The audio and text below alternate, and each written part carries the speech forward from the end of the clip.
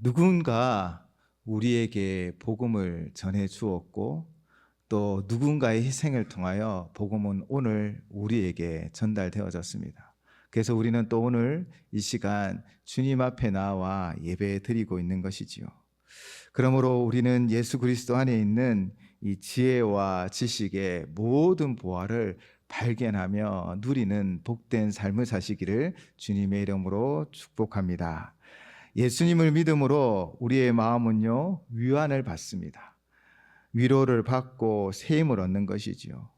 또 우리는 교회라는 공동체 안에서 사랑의 연합을 누릴 수 있습니다.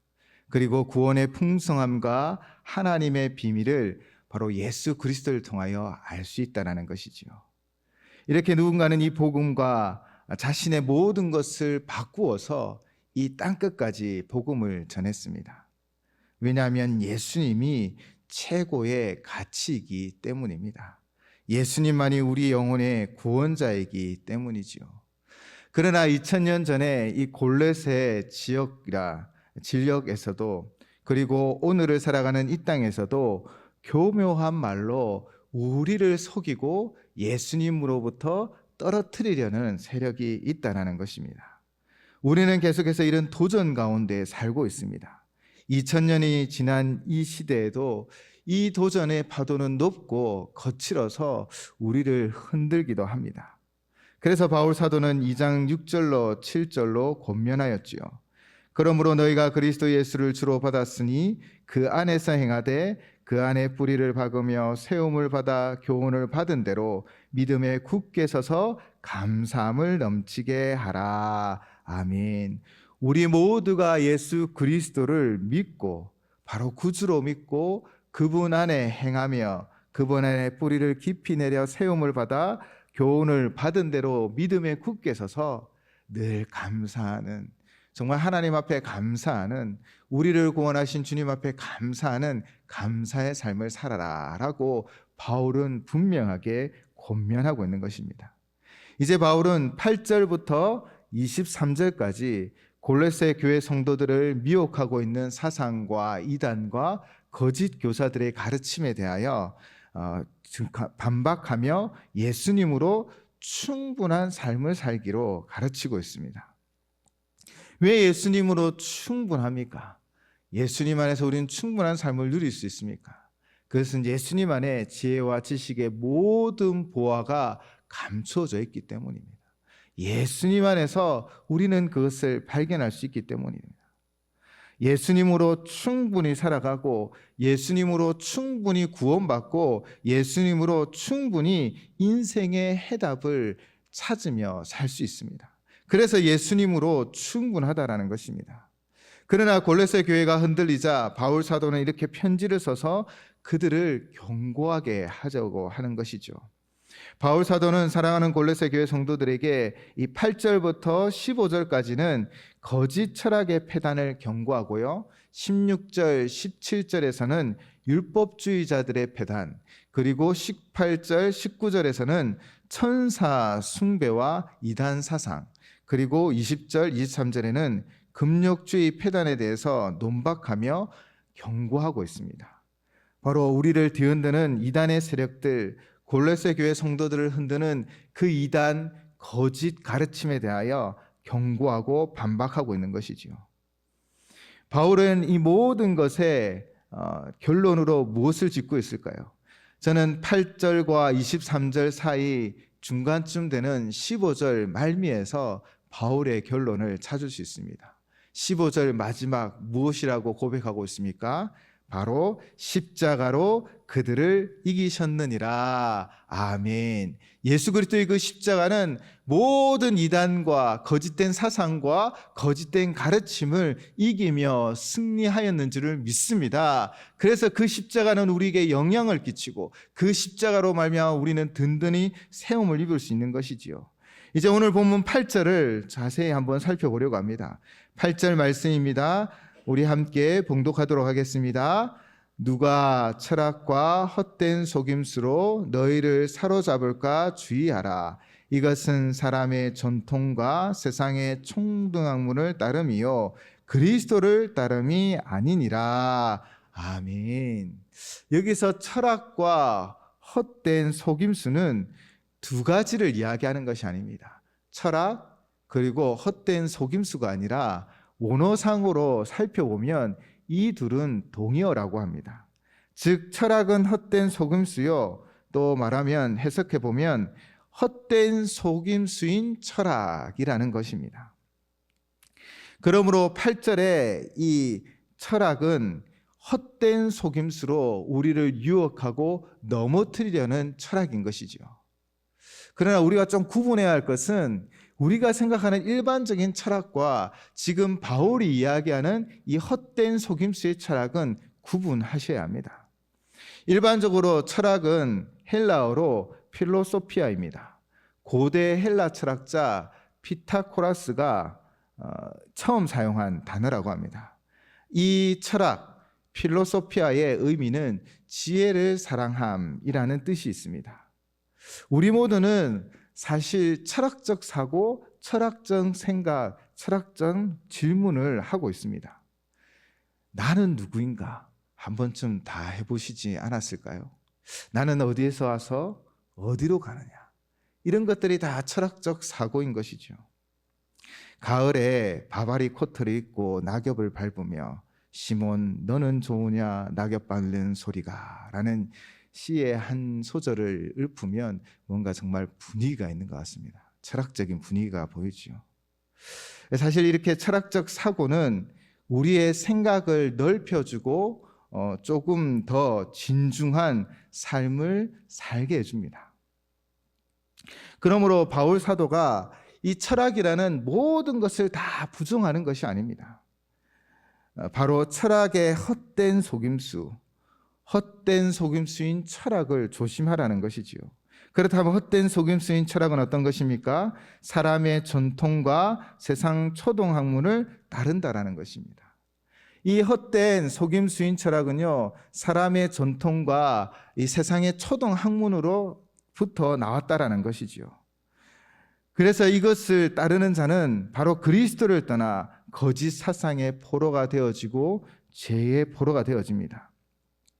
사람의 전통은 사람의 유전으로 표현되기도 하는데 이는 인간의 가르침으로 전해 내려오는 것들을 말합니다. 인간이 만들고 그것을 통해 지키게 했던 것이죠. 하나님의 계명이 아니라 사람이 만들어낸 가르침과 계명들입니다. 그런데 유대 안에서도 예수님 당시에 그 유대 안에서도 이런 정통들이 큰 영향을 주고 있었습니다. 마가복음 7장 3절입니다. 바리새인들과 모든 유대인들은 장로들의 전통을 지키어 손을 잘 씻지 않고서는 음식을 먹지 아니하며, 아멘. 손을 씻지 않는 것은 죄라고 단정지어 말하면서 그러한 자들을 정죄하고 비판하였습니다. 그것은 그들의 전통이었죠. 그리고 또 예수님은 직접 그들의 잘못을 지적하기도 했습니다. 마가복음 7장 8절과 13절 말씀입니다. 너희가 하나님의 계명은 버리고 사람의 전통을 지키느니라. 너희가 전한 전통으로 하나님의 말씀은 폐하며 또 이 같은 일을 많이 행하느니라 하시고, 아멘. 이 마가복음 7장 8절에서 13절 사이에는 구체적인 예를 들어 예수님이 가르치셨습니다. 그 내용은 모세는 하나님께서 주신 10계명 중 제5계명으로 내 부모를 공경하라 라고 분명히 가르쳤습니다. 그런데 그 당시 유대인들 속에는요, 부모님께 드리는 것을 아까워하는 불효자들이 있었습니다. 그들이 어떻게 했냐면 고르반이라고 이야기하는 것을 핑계 삼았습니다. 이 고르반은요, 헌물이라는 뜻입니다. 하나님께 바친 제물이라는 뜻이지요. 원래 고르반은 하나님을 높이려는 신앙에서 출발한 좋은 것이었습니다. 그렇게 구별하여 하나님께 정성 들여 드리려고 하는 것이었죠. 그런데 점점 그것이 전통으로, 장로들의 전통으로 우리 안에 익숙해져 가면서 이것을 이용하여 하나님 말씀을 어기기 시작했습니다. 바로 부모님께 드려야 하는 것임에도 불구하고 하나님께 드렸습니다. 고르반이라고 하면 부모님을 복량하지 않아도 됐다라는 것이죠. 그래서 많은 그 당시 유대인들 중에서는 이 고르반이라는 말을 붙여 자신의 이익을 삼았다라는 것입니다. 예수님께서는 이 고르반을 악용하여 부모를 공경하라는 하나님 법을 지키지 않는 것에 대하여 지적하며 사람의 전통으로 하나님의 말씀을 피한다라고 분명히 말씀하셨습니다. 이처럼 여기서 말하는 사람의 전통이란 자신의 유익, 자신의 만족만을 위한 계명이요, 하나님 영광과 하나님의 이름을 높여드리는 그 일은 없이 바로 자신이 중심이 된 계명이라는 것입니다. 그런데 이 고르반의 사항은 오늘도 유사하게 일어나고 있습니다. 바로 불효 사상이, 불효의 사항이 이단과 사이비로 인하여 일어나고 있다는 것이죠. 부모님들이 고발당하는 일들이 종종 있었습니다. 바로 신천지에 빠진 자녀를 구출하고 또 집에 온 자녀를 다시 보내지 않으려고 그의 팔을 잡거나 몸으로 그 아이들을 막아서면요, 폭행했다고 신고한다라는 거예요. 헛된 속임수에 속아 결국 제 부모도 신고하고 부모와 연을 끊어버리는 것. 그렇게 신천지의 영이 죽으면 안 된다면서 모든 것을 다 끊어버리게 합니다.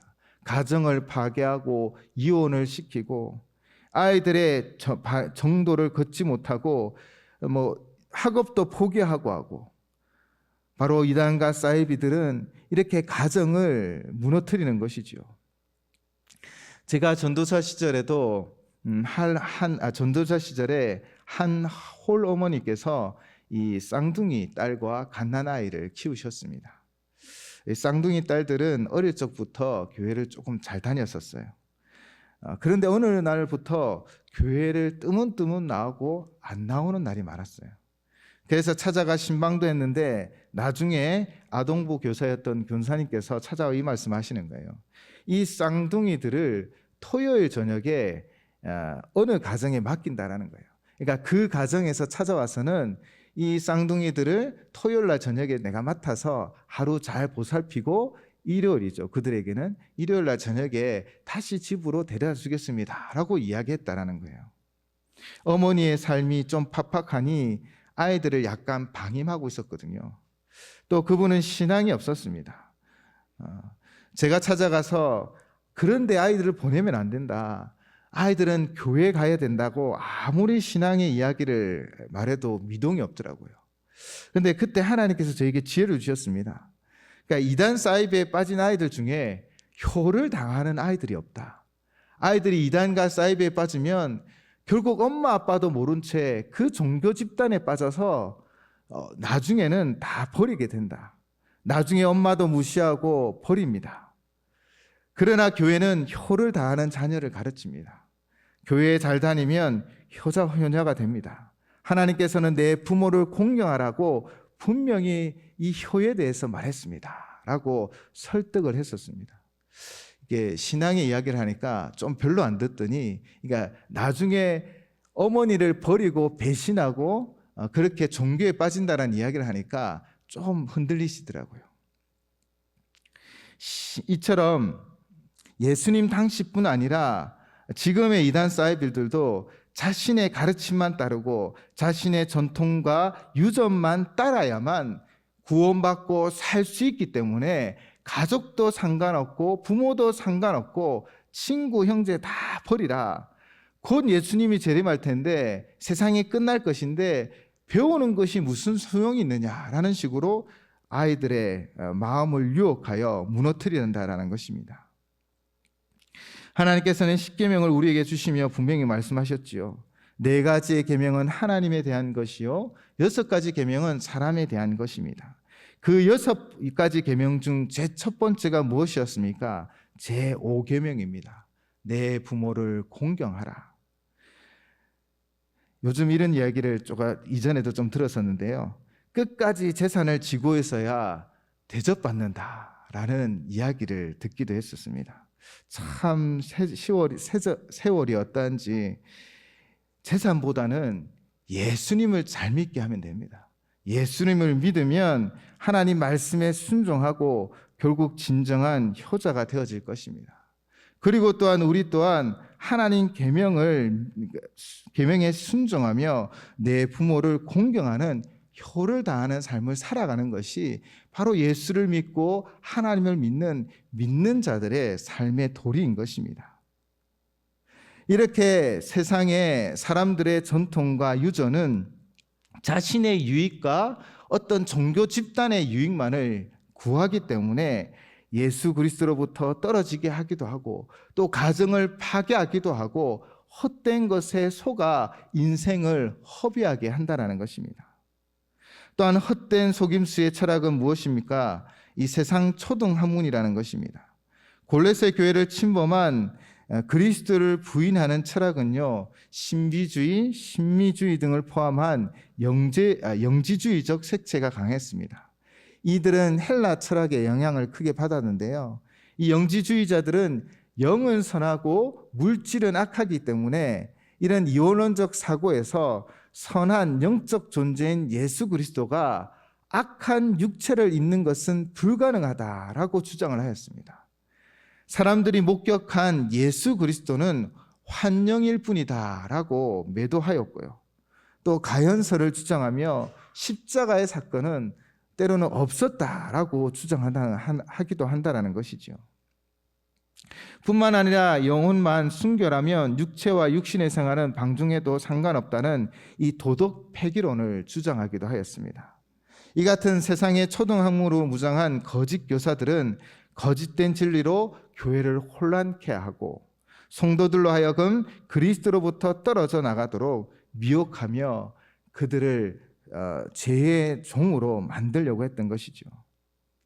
이러한 상황에서 바울은 단호하게 이 헛된 속임수인 철학을 버리고 예수님께 나아가라 라고 분명히 가르치고 있습니다. 구원에 다른 길이 있다, 이만큼 해야 구원을 받는다, 영적 높은 지식을 가져야 이 구원을 얻는다라는 이 유혹으로부터 벗어나 오직 예수 그리스도, 그분만으로 충분하고 그분만으로 구원을 얻고 그분을 따르는 삶을 살아라 라고 계속해서 바울은 이 편지를 통하여 골로새 교회 성도들에게 증거하고 가르치고 있는 것입니다. 바울 사도는 9절로부터 15절까지 다시 예수 그리스도의 충분함을 설명하고 있는 것입니다. 십자가의 구원으로 온전히 이루었음을 선포하고 있는 것이죠. 이전의 내용의 반복도 같습니다. 바로 1장에 우리는 예수 그리스도의 그 신성, 창조주 하나님으로서 창조의 사역을 함께 하셨고 창조의 그 능력으로 만물의 으뜸이 되셨고 만물의 머리가 되셨으며 모든 만물보다 먼저 나신 이심을 고백하며 또 우리는 믿고 있습니다. 그런데 지금 다시 바울은 이런 내용들을 반복해서 계속해서 가르치고 있는 것입니다. 그 이유는 무엇입니까? 바로 예수로 충분치 않다라는 그들의 잘못된 생각에 빠져 있기 때문이죠. 골로새 지역에 전해진 복음을 받아 믿는 성도들이 함께 모여 교회를 세워갔습니다. 이제 막 복음을 듣고 뜨거운 마음으로 함께 모여서 예배 드리는 것이 기쁘고 예수님을 생각만 해도 기쁜데 그렇게 막 걸음을 띈 아이처럼 성장해 가고 있었습니다. 그런데 헬라 철학들이 들어와서는 그들에게 아주 고상한 말을 하는 거예요. 때로는 이해는 되지 않지만 뭐가 수준이 아주 높은 뭔가 신비롭고 이 뭔가 이렇게 좀 대단한 말들로 설명을 하니 그들의 마음들이 흔들리기 시작했다는 거예요. 그리고 또 그들은 이방인으로 예수 그리스도를 받아들였잖아요. 그런데 예수님은 유대인이었습니다. 또 복음은 어디에서부터 시작되었습니까? 예루살렘의 그 십자가의 사건으로부터 시작되었죠. 때문에 유대인들과 예루살렘에 대한 이 뭔가 괜한 부러움이 있고 자신은 이방인이고 유대인들은 선택받은 하나님의 백성이라는 그런 잘못된 생각들이 있었다라는 것이죠. 그런데 그들 속에 함께 살아가던 디아스포라한 유대인들이 율법에 관하여 이야기하기 시작합니다. 우리는 예수가 오기 전부터 하나님께 선택받은 백성이었어. 하나님으로부터 은혜를 입고 하나님의 도우심과 그 기적을 누렸던 백성이야. 특히 출애굽의 역사를 자랑하면서 하나님은 초자연적인 능력으로 우리를 이끌어 주셨고, 그렇게 율법을 주셨고, 이전에 아브라함을 부르실 때는 할례도 했어. 이미 예수가 오기 전에 하나님께서 명령하셨고 우리는 선택받은 민족이야 라고 그들에게 이야기하기 시작한 거예요. 또 예루살렘으로부터 내려왔던 율법주의, 복음주의자들은 이 율법을 더 강조하면서 복음보다 율법주의로 이들을 유혹하기 시작했던 것입니다. 골로새 교회 성도들은 이렇게 생각했죠. 그래, 예수님도 유대인이잖아. 나는 이방인이고, 그러니 우리가 유대인처럼 살면 더 좋은 것 아닐까. 이제 나는 막 복음에 대하여 배웠고, 나는 뭔가 복음에 대하여, 성경에 대하여, 말씀에 대하여 조금 부족한데, 저 헬라 또 저 철학의 이야기를 들어보니 뭔가 더 고상하고 뭔가 더 신비스럽고 뭔가 좀 뛰어나 보이니 저 말이 맞는 것 같아. 이런 유혹 속에 그들이 빠져 있었다라는 것입니다. 예수님의 십자가 피값인 복음, 누군가의 순교의 피가 담겨있는 이 복음의 진정한 가치를 발견하지 못한 채 마음이 혹하여 흔들리고 있다는 것입니다. 뭔가 고상한 것 같은 철학적 소리에 혹하고 또 무엇인가 순수한 혈통인 것 같은 유대인들에게 혹하여 예수 그리스도를 따르지 않고 도리어 헛된 속임수인 철학에 사로잡혀 죄의 종의 그 자리로 제 발로 걸어가고 있는 형국이라는 것입니다. 바울 사도는 얼마나 답답했을까요?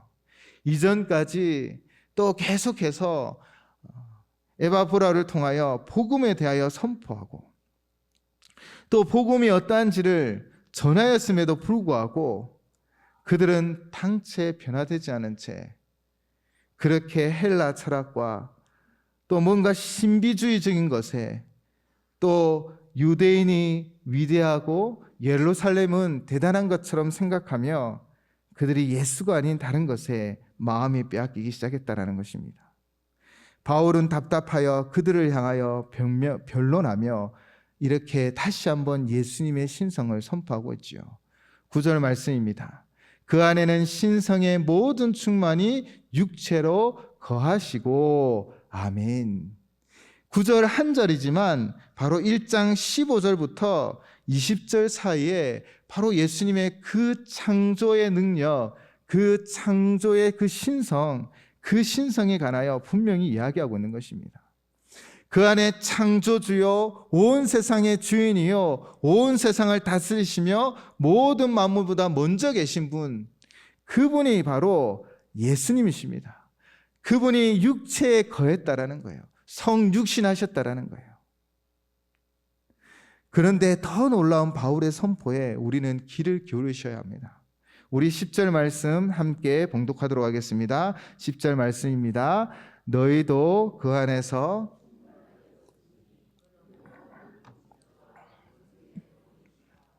아멘.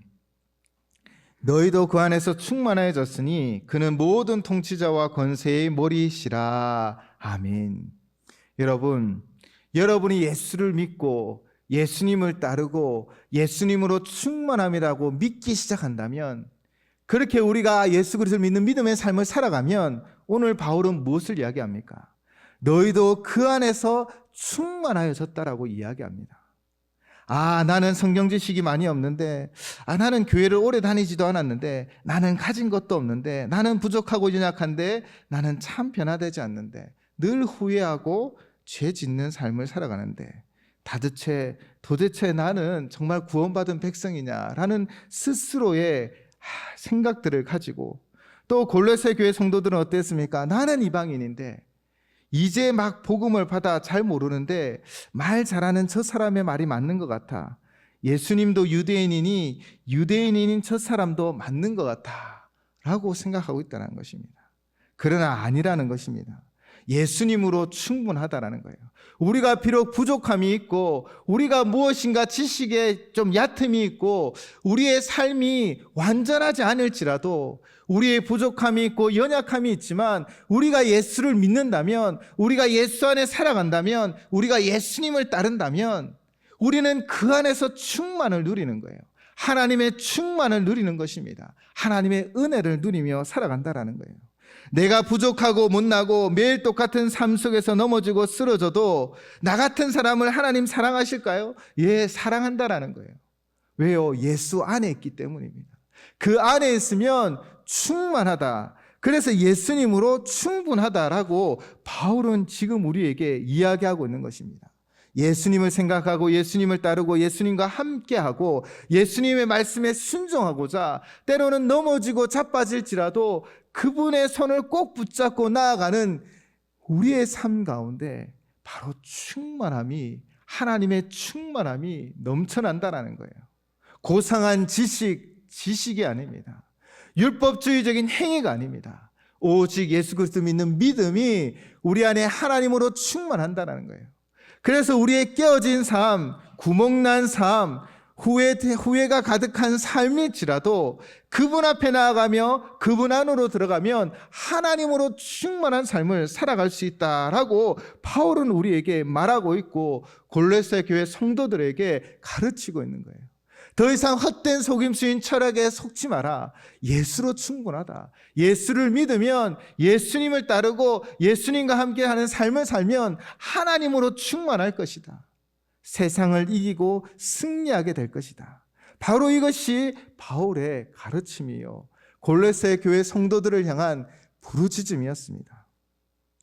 11절입니다. 유대인들을 부러워하며 자신을 낮추어 여기는 골로새 교회 성도들에게 너희는 이미 예수로 충만하여 손으로 하지 아니한 할례를 받았으니 유대인들을 부러워하지 말라. 그분으로 인하여 구원을 받아 거듭났으니 이것이 참 그리스도의 할례이다. 이렇게 가르치고 있는 거예요. 그분은 모든 통치자와 권세의 머리이십니다. 그분은 우리의 진정한 머리가 되시고 인도자가 되어주시고 보호자가 되시고 우리를 새롭게 하시는 분이십니다. 오늘 본문 12절 말씀입니다. 너희가 세례로 그리스도와 함께 장사되었고 또 죽은 자들 가운데서 그를 일으키신 하나님의 역사를 믿음으로 말미암아 그 안에서 함께 일으키심을 받았느니라. 아멘. 예수를 믿어 세례를 받는 것이죠. 무엇으로 세례를 받으십니까? 뭔가 많이 알고 뭔가 많이 가지고 뭔가 외모적으로 뛰어나서 세례를 받습니까? 아닙니다. 믿음으로 받는 것입니다. 세례를 받으면 그리스도와 함께 장사되고 또 그 죽은 자 가운데서 그를 일으키신 하나님의 역사를 믿음으로 말미암아 그와 함께 일으키심을 받는다라고 분명히 선언하고 있는 것입니다. 예수 안에 우리는 새로운 피조물이 되었습니다. 예수를 믿음으로 우리는 거듭났습니다. 오늘 2부 예배는 안시온 군의 유아 세례가 있습니다. 이 작은 아이가 어떤 생각을 할 수 있을까요? 그러나 유아 세례는 그 부모의 믿음으로, 그 부모가 이 믿음으로 이 아이를 키우겠습니다. 이 아이는 하나님의 자녀입니다. 이 아이를 하나님께 드린다는 그 믿음의 고백으로 드려지는 거예요. 시온이가 뭘 했을까요? 하나님을 위해서. 그러나 그 믿음, 부모의 믿음으로 세례를 베푸는 것처럼 또한 여기 앉아 계신 모든 분들이 세례를 받을 때 이 질문을 받으셨을 거예요. 예수 그리스도를 믿으십니까? 예수 그리스도가 여러분의 구원자 되심을 믿으십니까? 그것 하나로 충분하다라는 거예요. 외부적인 조건이 아무것도 없어도 오직 믿음으로 우리는 세례를 받는 거예요. 믿음으로 우리는 세례를 받고 예수님께서 우리의 모든 죄를 짊어지시고 육체적인 죽음을 당하였으나 죽은 자들 가운데서 그를 일으키신 하나님의 역사를 믿고 받음으로 바로 우리도 부활에 동참하는 것입니다. 그래서 우리도 그 안에서 옛사람은 죽고 새로운 피조물이 되었습니다. 고린도후서 5장 17절로 이렇게 선포하고 있습니다. 그런즉 누구든지 그리스도 안에 있으면 새로운 피조물이라 이전 것은 지나갔으니 보라 새 것이 되었도다. 아멘. 유대인이나 이방인이나 가난한 자나 부자나 많이 배운 사람이나 적게 배운 사람이나 아무런 상관이 없습니다. 오직 예수 그리스도, 그분을 믿는 믿음으로 나아가면 충분합니다. 그분으로 말미암아 우리는 하나님의 충만한 삶을 살 수 있다라는 거예요. 우리의 삶의 흔적들, 지나온 세월들, 후회되고 또 이 지금의 삶이 힘들고 또 앞으로 망망한 삶이 우리 안에 펼쳐질지라도 예수 안에 있으면 충분합니다. 하나님이 우리의 진정한 인도자가 되어주실 것이고 하나님이 우리의 삶을 지켜주실 것이며 우리를 구원으로 온전히 인도하여 주실 줄을 믿습니다. 바울 사도는 다시 13절로 15절로 이렇게 고백하고 있죠. 우리 13절에서 15절도 함께 봉독하도록 하겠습니다.